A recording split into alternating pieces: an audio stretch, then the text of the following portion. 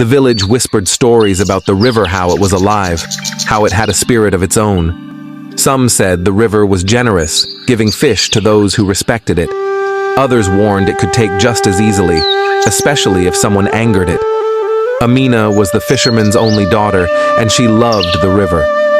She spent hours by its edge, watching the fish, feeling the cool water on her fingers. Her father often scolded her, warning, "Don't get too close." The river has a mind of its own, but Amina just laughed and stayed anyway. Then, one misty morning, Amina vanished. Her father searched the riverbank, calling her name, but she was gone. All he found was her scarf, caught on a low branch. The villagers gathered and shook their heads. "The river has taken her," they whispered. "She's with the spirits now." Years went by. Amina's father grew old, and people slowly forgot about the girl who disappeared until one evening when a shadow appeared on the edge of the river. It was Amina, but she was different. Her skin had a soft, unnatural glow, and her eyes were deep, like the river itself. She moved slowly, and though she looked like herself, something about her felt strange. The villagers gasped and murmured, half in awe and half in fear. Some said she was blessed, chosen by the river spirits. Others believed she was cursed, a spirit herself now. Amina said nothing. She could barely remember where she had been or how she had come back. She only knew she felt connected to the river in a way she hadn't before. Soon after her return, strange things began happening. The river's fish started disappearing, crops wilted, and the wells dried up. The villagers grew angry and afraid, blaming Amina. They called her the river's chosen in hushed voices, but they treated her like an outcast.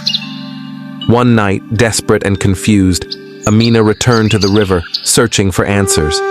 Standing by the water, she heard a whisper, a voice as soft as a breeze, calling her name. "Amina," it said. "Remember." She closed her eyes, and suddenly, memories flooded back. She saw herself in another world, surrounded by spirits made of mist and water.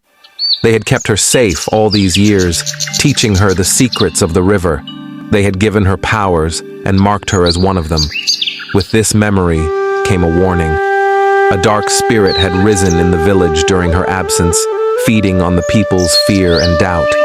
This spirit was the cause of the drought, the poor crops, and the lost fish. Now Amina understood. She had been sent back to protect her people from this darkness, to use her newfound powers for good. Gathering her courage, she went back to the village and confronted the spirit. In the dark of night, she stood by the river's edge, speaking ancient words she didn't even know she knew. The spirit fought back, but Amina's voice grew louder, filled with the river's strength. Finally, the spirit fled, leaving the village in peace. The next morning, the river flowed clear again. The wells filled, and the crops began to grow. The villagers watched Amina with new respect and fear, calling her the river's chosen. Though they didn't fully understand her, they knew she was one of them, and also something more.